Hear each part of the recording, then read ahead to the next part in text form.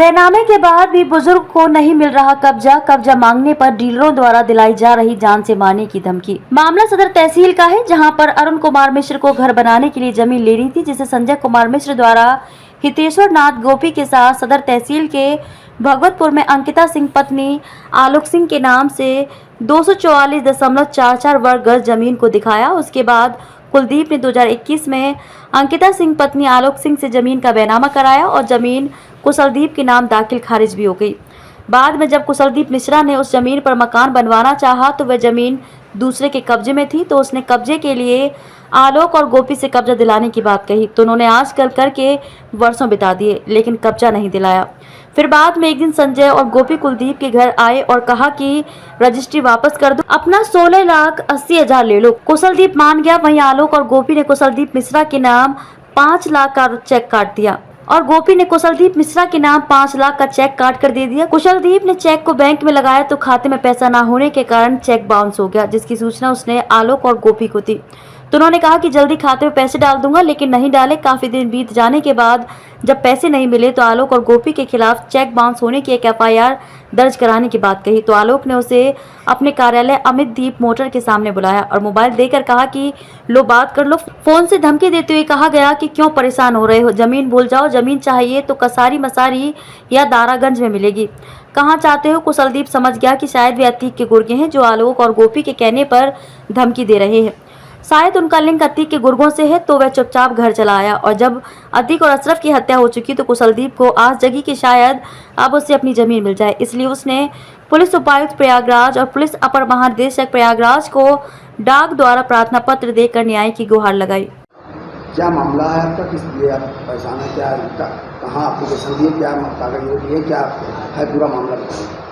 मामला ये है सर कि मैं अरुण मिश्रा, पिता कुशलदीप मिश्रा, असुल निवासी अशोक नगर पत्रकार कॉलोनी। हमारे यहाँ एक संजय मिश्रा जी आते थे, उन्होंने कहा कि आप एक ज़मीन मिल रही है, उसको आप ले लीजिए। तो हमारा बेटा है कुशलदीप मिश्रा, वो नौकरी करता है चंदौली में, ये इसको ले गए भगवतपुर में, ज़मीन दिलाया। और उसके बाद जब ज़मीन उन्होंने दिया, रजिस्ट्री हो गई, दाखिल खारिज भी हो गया। मैं कब्जा मांगने गया तो कौन सी जल्दी पड़ी हुई है कि आपको कब्जा चाहिए, हम दे देंगे आपको, परेशान मत होइए। फिर एक दिन संजय मिश्रा और गोपी हमारे घर पे आए, कहें कि यार वो पैसा ले लो और ज़मीन को छोड़ दो। तो हमने कहा ठीक है साहब, पैसा दे दीजिए। 5 लाख का उन्होंने चेक दिया, 5 लाख का चेक दिया, हमने 2 बार उसको लगाया, वो बाउंस हो गया। फिर मैं अंकिता सिंह उनके पति हैं आलोक सिंह जी, वो अपने को एडवोकेट बताते हैं, मैं उनके कार्यालय गया तो उन्होंने कहा कि ठीक है यार, 1 हफ्ते 10 दिन में पैसा मैं दे दूंगा, उसको कहीं आप लगाइए नहीं, FIR मत कराइए।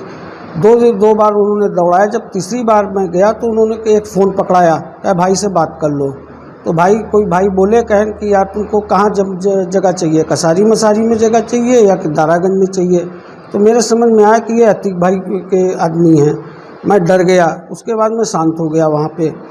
इसके बाद जब ये इनकी मृत्यु हो गई तब थोड़ा सा हमारे उसमें जागृत हुआ कि शक्ति आई, साहस बढ़ा कि हो सकता है कि हम शासन हमारे पक्ष में कुछ निर्णय करे, हमको न्याय दिला सके। लेकिन हमने 15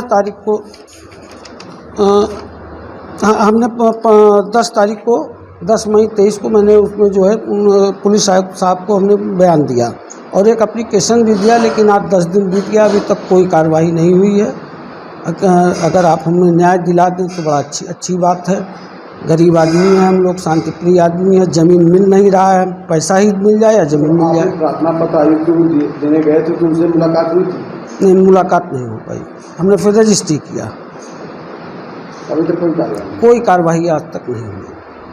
आपका परिचय? मैं अरुण मिश्रा, कुशलदीप मिश्रा का पिता हूँ, एक सहायक अध्यापक हूँ और परेशान हूँ। ना तो मुझे ज़मीन मिल पा रही है, ना तो मेरा पैसा मिल पा रहा है।